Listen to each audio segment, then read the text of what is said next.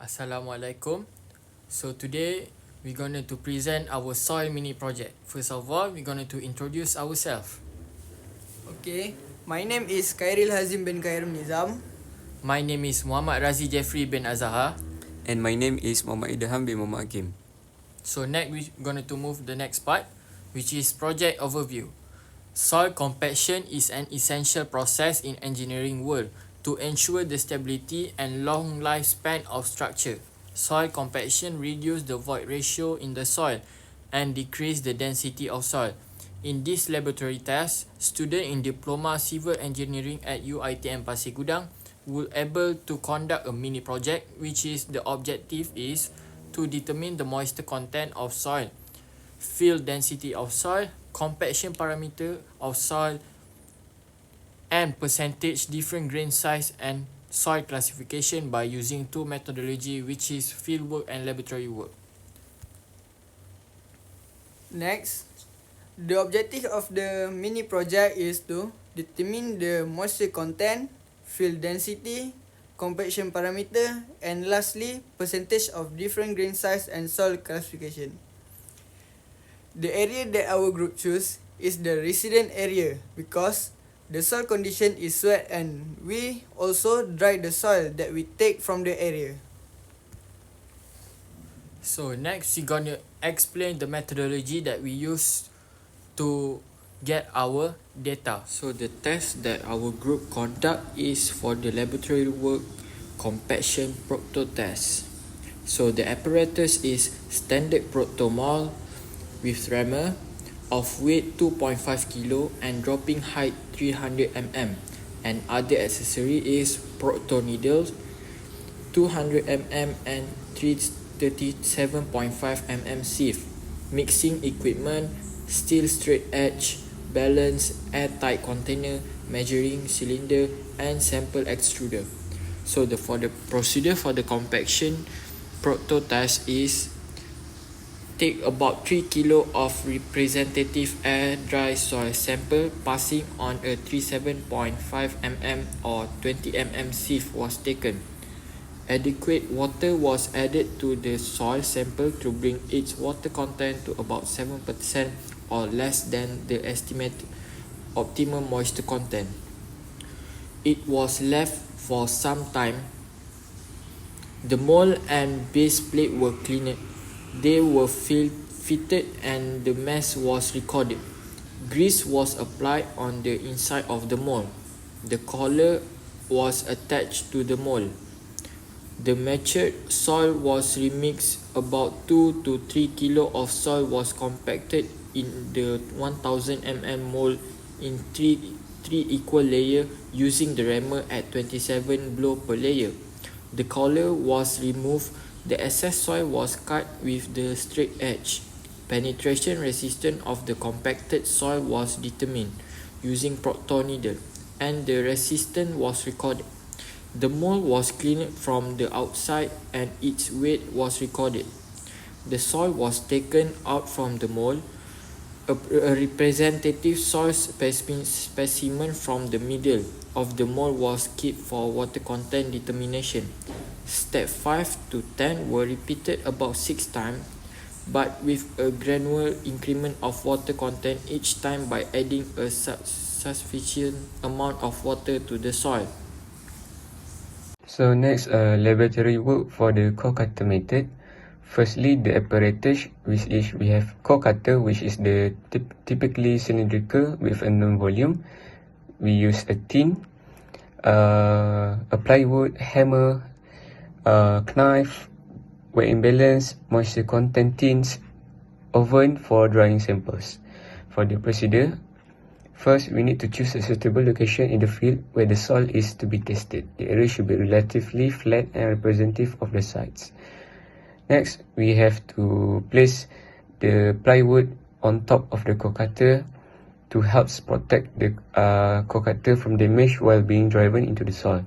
Using the hammer, drive the core cutter vertically into the soil until its top is flush with the soil surface. Ensure minimal disturbance to the surrounding soil. And then carefully excavate the soil, ground the core cutter using a knife or spatula to remove the core cutter filled with soil from the ground. Trim the excess soil from the ends of the core cutter so that the soil is level with the ends of the cutter. Then weight the core cutter filled with soil and record the weight. This is the total weight of the core cutter and soil, which is compacted soil. And then empty the soil from the core cutter into a moisture content, ensuring all soil is transferred, and weight the empty core cutter and record the weight. And then we weight the moisture content tin with the soil and record the weight, and place the tin with soil in oven for 4 hours to dry the soil completely. After drying, weight the tin with the dry soil and record the weight. Lastly, the methodology that our group used for laboratory work is particle size distribution. The apparatus is soil sample, set of sieve, cleaning brush, and sieve shaker. And the procedure while doing this laboratory work is, first of all, our group weigh of each sieve size as well as the bottom pan to be used in the analysis. And then, our group weigh of the dry soil sample, which is our group take 2000 gram of dry soil sample. And then, we clean all the sieve and assemble them in the ascending order of sieve numbers. After that, we carefully pour the soil sample into the top sieve and place the cap over it. After that, the sieve stack placed in the mechanical share and shake between 3 to 5 minutes. Lastly, the stack from the shaker removed and carefully weighed, and weight of each sieve recorded with its retained soil. In addition, the weight of the bottom pan recorded with its retained fine soil. So next, this is the result for the proctor test that we come up with. First of all, we can see the proctor test table. We do some calculation for the bulk density determination. Next one, we calculate the after over dry, which is to get the moisture content. For the graph, which is dry density versus water content. By the graph, we can determine the MDD and the OMC. MDD is the maximum dry density, OMC is the optimum moisture content. So, this is the result of the particle size distribution. As madam can see, the initial, the mass of soil we use is 2 kg, and the corrected mass retained at the end is only 1.502 kilogram. So, after the calculation, we can continue to the plot to find the soil classification, and then for this result, we get the gravel for 66% and for the sand 34%, and we got the Cu for 13.57 and the Cg is 0.92. Therefore, we can classify it as a medium graded very sandy gravel. And lastly, result for core cutter method, we can see the diameter of tin is 7.10 cm, height of tin 10 cm, and volume of tin 395.919 cm cube. We also can see mass of empty tin is 38 gram, and then when mass of tin plus with compacted soil, the weight is increased, which is 480 gram. From the data, we can obtain the mass compact of soil, which is 442 gram. When we get a mass compact of soil, we can determine the bulk density, which is raw bulk equal to mass compact soil over volume, and then the result is 1.116 gram over cm cube. And mass of wet soil, we obtain 20 gram. And then after that, the result over dry, the mass of dry soil is 16 gram. And we also obtain the mass of water, which is mass of wet soil minus mass of dry soil. We get 4 gram. The water content that our group obtained is 25%.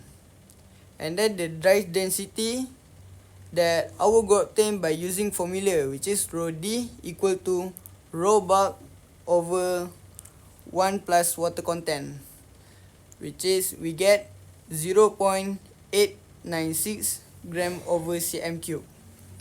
This is the overall result of dry density.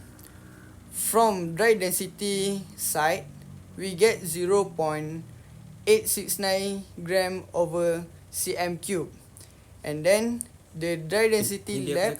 Ni biar aku cakap. Tengok nak cakap? Overall result. Ah. Aku akan cakap. Nanti kau kat pandai-pandai. So, this is the overall result of the dry density. So, basically, to get the dry density, we need to find the bulk density first.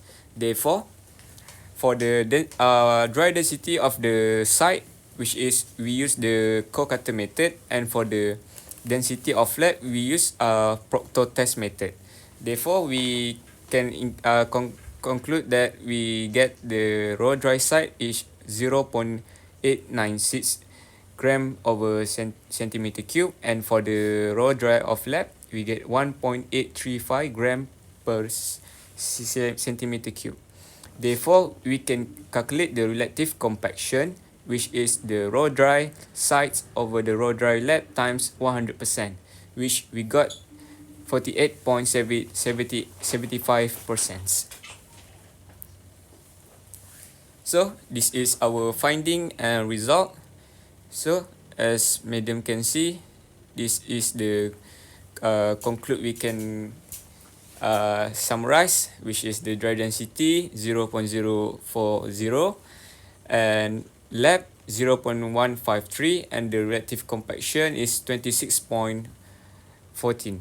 For the graving characteristic, we can conclude that the gravel from the plot graph is 66%, and for the sand is 34%, and we can classify it as a medium graded very sandy gravel. So for the discussion, firstly we would like to talk for the co-cutter method. The co-cutter method is a field test used to determine the in-situ dry density of the soil. This method involves driving a cylindrical cutter into the ground to extract a soil sample of known value. The sample is then weighed to determine its density. In our analysis, the dry density obtained from the co-cutter method, which is the dry density site, was 0.896. This value reflects the natural compaction state of the soil on site, including its moisture content at the time of sampling. Next, for the standard Proctor test. The standard Proctor test is a laboratory procedure used to determine the optimal moisture content at which soil can achieve its maximum dry density. This test involves compacting soil at different moisture levels and measuring the resulting densities. The dry density obtained from the standard Proctor test, which is the dry density lab, was 1.835 gram over centimeter cube, significantly higher than the in-situ dry density. This difference indicates that the soil can be compacted further under controlled conditions to achieve a higher density, which is essential for enhancing soil stability and strength in construction project. Plus, particle density and grading characteristic. The particle density analysis revealed that the soil sample comprised 66% gravel and 34% sand. This proportion indicates a coarse-grained soil which generally has good drainage properties and is less susceptibility to compaction and settlement issues. For the relative compactness, which we use dry density site over dry density lab, where we got 48.75%. For the conclusion, this soil project provided a valuable insight into the soil properties and compaction potential. The co-cutter method revealed the natural dry density of the soil on site, while the standard Proctor test demonstrated the soil's ability to achieve a significantly higher dry density under controlled compaction conditions. The particle density analysis and grading characteristic indicates that the soil is well graded, with a mix of gravel and sand that enhance its compaction and stability. The relative compactness of the soil was found to be 48.75%, indicate that the in-situ soil density is much lower than the maximum achievable density in the lab.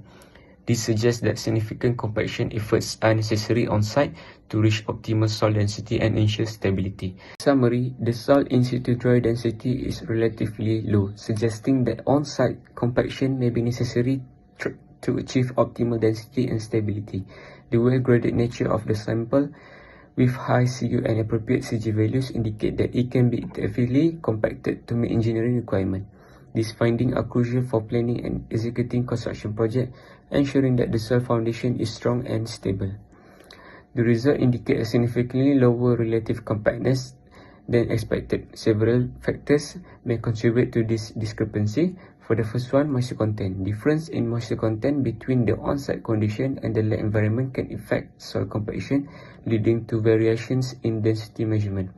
And then compaction method. The compaction energy applied during the core cutter method and the standard proctor test can differ, impacting the achieved densities. This is why our relative compaction is not follow the requirement of the project, which is 90 to 95%. So next, this is the precaution of our laboratory. For the first one, particle size distribution test, we need to ensure the sieve are clean, dry and free from blockage, and stack the sieve in the correct order with the largest mesh size on top. And then we handling the sieve. Carefully handle sieve to avoid losing fine particles and use a brush to collect all particles sticking to the sieve. Next, for the core cutter method, we need to ensure that the selected location is representative of soil to be tested and avoid areas with large stone, roots or other debris. And we need to minimize soil disturbance when extracting the core cutter from the ground. And then trim the excess soil carefully without losing soil from inside the cutter. And thank you Ilham for the incredible discussion and conclusion. We go through to the advantage. There are 3 advantages that our group obtained based on the mini project that our group conduct. First of all, the advantage is it can help students to determine the soil characteristic based on the area that students make a research. Next, students learn to analyze by visual and theoretical info. And lastly, students learn to understand soil behavior such as permeability and compaction. This is the core cutter method that I will conduct. Madam can see the hammer that hit the flat wood to the empty can to compact the soil. And then we can see the can are compacted to the soil, and then how we digging the empty can to bring out the can. Okay, that's all. So next, I'm going to explain a little bit based on the picture that we put in the appendix. For the first picture on the left side, on the top left side, we can see the process of compaction using which is Proctor test. For the left side on the bottom, the picture is shown as the sieve shaker, which is sieving test. And for the right side, toply, that is the picture that we place the soil into the compaction mold, which is for Proctor test. And the right below one is we place the soil for the second layer. So I think that's all for our presentation. Thank you very much to Madam. That's all for now. Assalamualaikum. Thank you, madam. Thank you, madam. Thank you, Madam.